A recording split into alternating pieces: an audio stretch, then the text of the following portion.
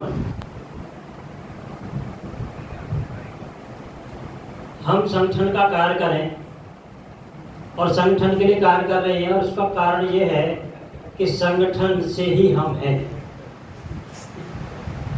अब हम देखते हैं जितने भी संगठन है वो भीड़ इकट्ठा करने, बहुत ज़्यादा दिखावे की ओर चल रहे हैं।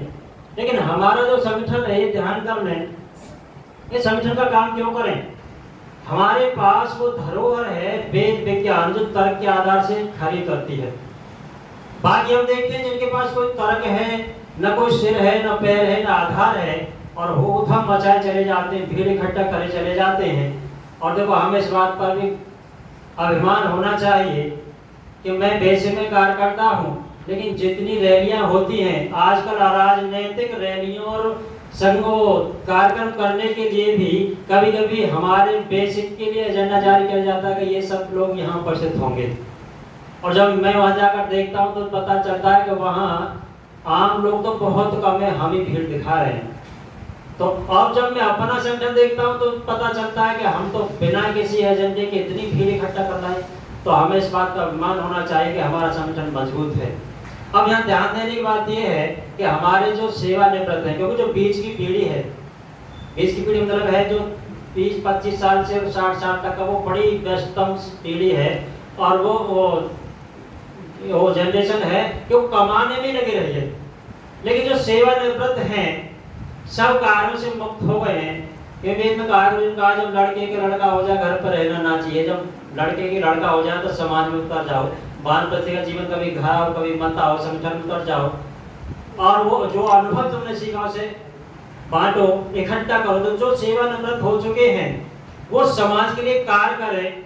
और अब जो छोटी पीढ़ी कल बात आई थी, कौन सी, 6 साल से कुछ और बड़ी होकर के 12, 13, 14 साल तक, उस पर ज़्यादा ध्यान देने की आवश्यकता है। हम जब पढ़ते देखते हैं तो पता चलता है कि जो कुछ पीढ़ी एक ऐसी हो गई है समय, मीडिया में देखिए आप कि हमारे रामकृष्ण और महापुरुषों का कितना अपमान करके उसे नेगलेक्ट करिए। क्यों? एक विधर्मी तो है, ये जोड़ ही नहीं सकते हमसे, लेकिन हम में से ये एक ऐसे भाई हैं कि उसका बहुत मखौल उड़ा रहे हैं। और मैं समझता हूँ उसका कारण यही है कि जो अन्य हमारे संगठन है, पौराणिक भाई या जो भी, वो हमारी संस्कृति को उनके सामने मजबूती से पेश नहीं कर सके, विज्ञान की तर्क कसौटी पर कसकर के सामने पेश नहीं कर सके। और वो विज्ञान के पढ़े छात्र मान लो या सोशल मीडिया से सीखी बातें मान लो, वो जब उसमें तुलना करते तो कहते हैं कि ये बेकार है।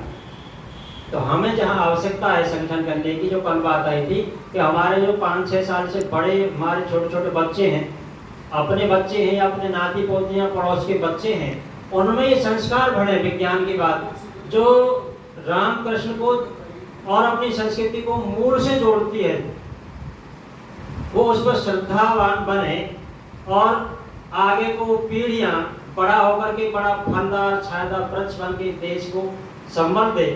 तो हमें आवश्यकता है उन अपने सेवानिवृत्त हो चुके अपने बुजुर्गों से और हमसे कि अपन उस पीढ़ी को जो साथ लेकर के चले और संगठन में मजबूत बने, क्योंकि हमारे पास बहुत मजबूत आधार है तर्क का, विज्ञान का और ऋषि का सत्तर प्रकाश, हर एक चीज को जवाब देने के लिए और सुसंस्कृत और संस्कार बनाने के लिए संस्कार विधि ऋग्वेदा भाषभूम का, और उसे करने के लिए सबसे जो बड़ी चीज है वो है स्वाध्याय। तो मैं सबसे निवेदन करूंगा और मैं भी करता हूं कि हम सुबह को शाम को सत्तर प्रकाश अपने ग्रंथों का स्वाध्याय करके उस समाज में समय दे करके उस पीढ़ी को जरूर जोड़ लें जो आपके धर्म में होती जा रही है।